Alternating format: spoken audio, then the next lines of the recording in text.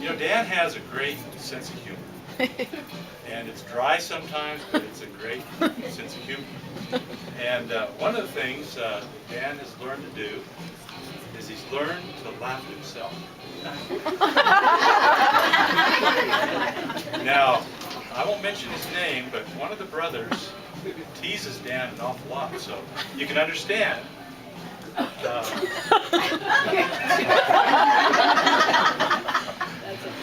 I might even say it's the brother that's closest to the age of him that teases him a lot. And it's no wonder that you have to laugh at yourself when you get that kind of harassment. But great sense of humor. Very good looking. But you know, I think about even in the rough times, Dan, he's able to look at the humorous side of things. That's one thing that I can really appreciate. The other thing is, you know, here's a guy that really cares about people. You know, when you think about the career that Dan has chosen, it takes a lot of work to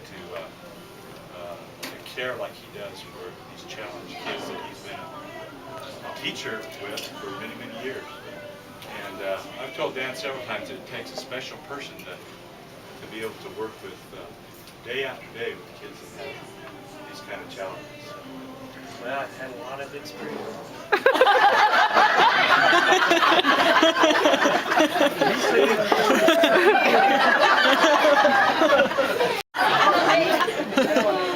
But I was also going to say, you know, Dan has really cared a lot for family as well.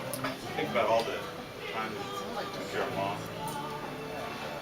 You know, very well. I think a lot, Dan, what you did for Mom and Dave and you too. But also, I think about the aspect of Dan's political situation. You know, Dan he's been political for a lot of his life, rightly so. But we know consistently that Dan has stood politically right. Far right.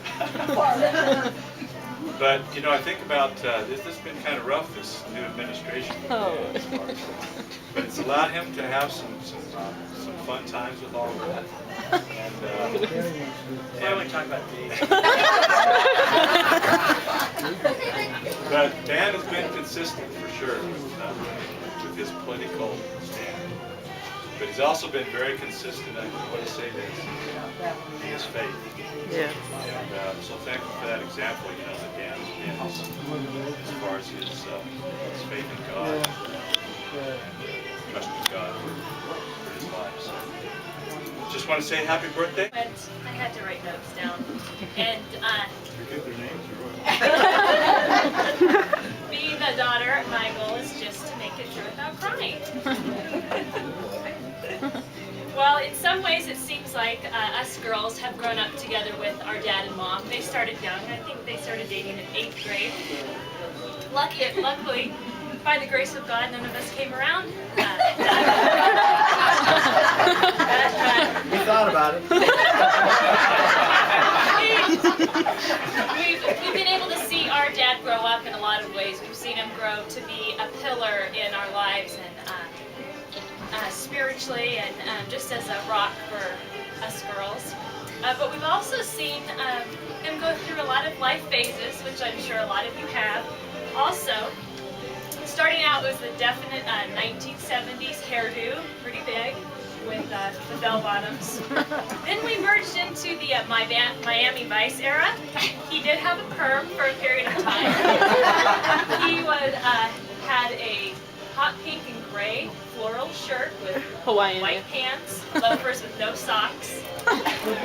In Wyoming. About that same You know what, though? The girls say, wear this or you're out. It may have been right before that or after that that he was in the Magnum PI phase with a big mustache and shorts.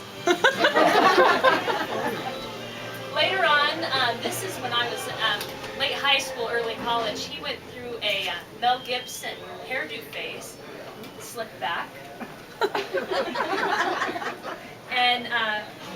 So we've seen him go through a lot of phases, but we've also seen him go from being a young dad, toting all of us girls around, I can remember, on the riding lawnmower, your big yard in Torrington, to a grandpa that is adored by his 3 grandkids.